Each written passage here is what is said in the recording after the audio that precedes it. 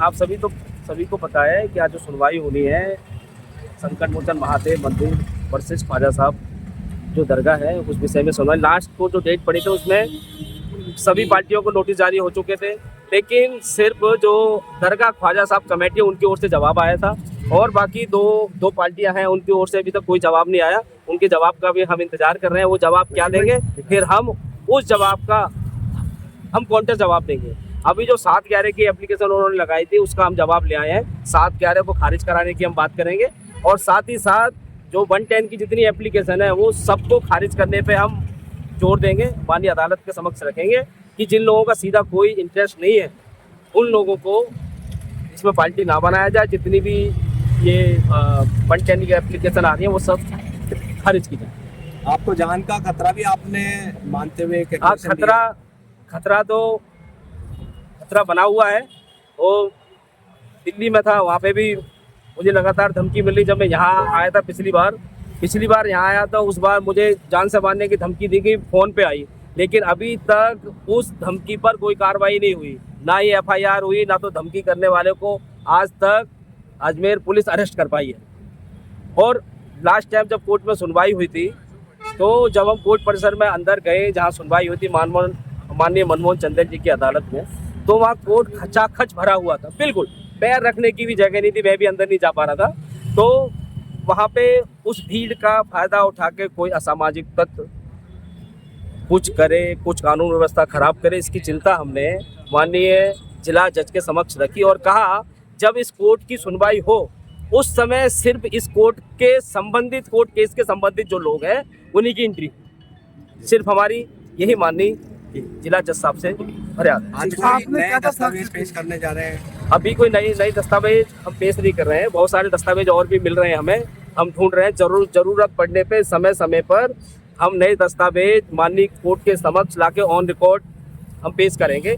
अभी सिर्फ जो 7/11 का जवाब हम फाइल कर रहे हैं और साथ साथ इंटरवेंशन जो आई है उन सबको खारिज करने की बात कर रहे हैं, उसका जवाब पेश करें। जी, अभी तक आपने कौन से डॉक्यूमेंट आधार के रूप में यहाँ पर? ऐसा है, आधार के रूप में लगाए वो कि आप सब लोगों को पूर्व में भी पता है, मैं फिर बता देता हूँ।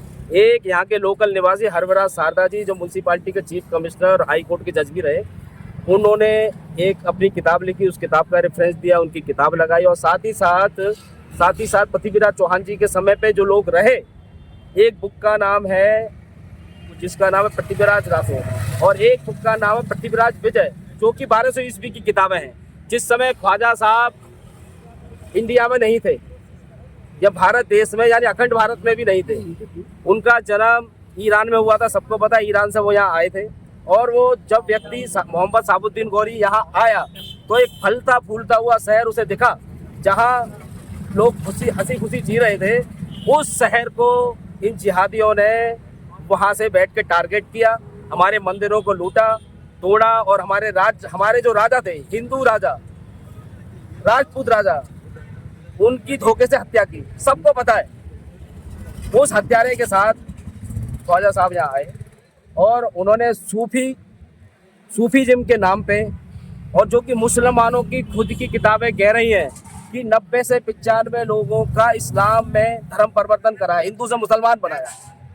जो सूफी संत होते हैं वो हिंदू मुसलमान की बात नहीं करते हैं, वो सिर्फ मानवता की बात करते हैं, शांति की बात करते हैं। और यहाँ पे क्या है, यहाँ लोग ऐसी सोची समझी रणनीति से आए कि भाई जो हिंदू हैं, जो इस्लाम को नहीं मानते, वो सब काफिर हैं, काफिरों का कत्लेआम कर दो, मार दो, मंदिर तोड़ दो और उनके राजाओं का कत्ल कर दो। वो हुआ है भारत में। और उसके बाद आपने देखा कि मोहम्मद साबुद्दीन गौरी के साथ में जो उनके 2 गुलाम वंशाए थे, खिलजी और इल्तुतमिश, उन्होंने बाद में दिल्ली में भी शासन किया, इधर भी किया, सब राजाओं को धोखे से मारा गया।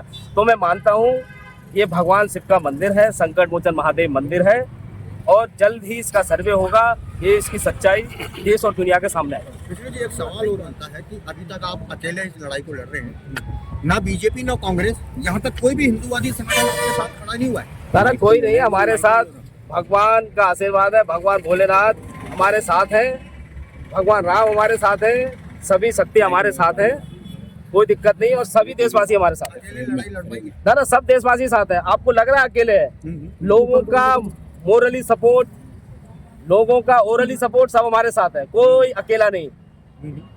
आप ये बताइए, प्रधानमंत्री मोदी जी ने भी चादर भेजी थी, इस बारे में आपका क्या कहना है? ऐसा है, जो प्रधानमंत्री पद द्वारा जो चादर भेजी गई है, वो संवैधानिक जो पद है उस द्वारा, नेहरू द्वारा उस चादर को शुरू किया गया था भेजना। और उसके बाद सीएम भी चादर भेज रहे हैं, डीएम भी चादर भेज रहे हैं, एसपी भी चादर भेज रहे हैं, केंद्रीय मंत्री भी चादर भेज रहे हैं। भाई सबको समझना चाहिए कि जब उसका केस कोर्ट में विचाराधीन है, चल रहा है, तो उस समय किसी भी प्रकार से कोई संवैधानिक पद द्वारा चादर नहीं जानी चाहिए। इस विषय पे भी हमने कोर्ट में एक एप्लीकेशन पहले मूव की है, उस एप्लीकेशन पे भी जल्द सुनवाई होगी और आगे से कोई चादर किसी भी संवैधानिक पद से ना भेजी जाए, इस पर रोक लगाई जाए, ऐसी मांग करें। ऐसा कहा जाता है कि सोखी संत जो होते हैं खाजा दरगाह में जो चढ़ावा आता है, ऐसा दरगाह में जो चढ़ावा आता है उस विषय पे भी हम अभी रिसर्च कर रहे हैं। हमने अल्पसंख्यक मंत्रालय में भी एक आरटीआई फाइल की है, उसका भी जवाब आने दो। जितने भी मंदिर हैं देश के, उन सब पे जितना भी चढ़ावा जाता है वो सरकार के खाते में जाता है, सबको पता होगा। लेकिन इस दरगाह का जो एक्ट है, उस एक्ट को हम पढ़ रहे हैं। हमने सुना है कि इस दरगाह का जो भी चढ़ावा है वो खादिम और दीवान और जो वहाँ के लोग हैं उन्हीं में ही बट रहा है, गवर्नमेंट के पास नहीं जा रहा, मुझे ऐसा लगता है। हम रिसर्च करते हैं, यदि गवर्नमेंट के पास नहीं जा रहा होगा, ये लोग भारत की जनता की गहरी कमाई को यदि लूट रहे हैं, तो ये लूट खसोट भी बंद होगी। आज जो है सुनवाई थी, जबकि प्लेंटिफ की तरफ से एक एप्लीकेशन डाला गया है कि उसके ऊपर कोर्ट डिसाइड करेगा। कोर्ट के अंदर जो है 1 Rule 10 एप्लीकेशन के लोग हैं और एक 7/11 का एप्लीकेशन है। जब 7/11 का अलाउ हो जाता है तो 1 Rule 10 अननेसेसरी है, उनका बोलना है। तो कोर्ट जो है 230 को मैटर रखा है। उसके साथ ही साथ जो है जो लोग इस मुद्दे से जुड़े हैं और जो वकील है वही कोर्ट के अंदर आ जाए। अननेसेसरी लोग, कोई अनटूवर्ड इंसिडेंट्स नहीं होना है, उसको प्रिवेंट करने के लिए जो है लोगों को रोकने की एडवाइस दिया है कोर्ट ने। आपकी 230 को आपकी ओर से क्या याचिका लगाई? मेरा 1 Rule 10 एप्लीकेशन है डायरेक्टली जो है रिजेक्ट करने के लिए। एप्लीकेशन रिजेक्ट करना है, ये अब्यूज़ प्रोसेस है, कोर्ट का टाइम वेस्ट करने के लिए, चीप पब्लिसिटी करने के लिए है, बाकी और कुछ नहीं है। एप्लीकेशन में इसकी बुनियादी नहीं है, कोई चीज़ नहीं है। ये बाकायदा एक्ट के अंदर कवर होता है दरगाह, और कोई भी चीज़ एक्ट के अंदर कवर होती है तो उसको पार्लियामेंट डिसाइड करना पड़ता है। कोई भी चीज़ जो है एक्ट के अंदर होती है उसको एक्ट को बदलाना है, एक्ट के रिलेटेड कोई भी चीज़ होती है तो पार्लियामेंट अपना निर्णय लेना पड़ता है।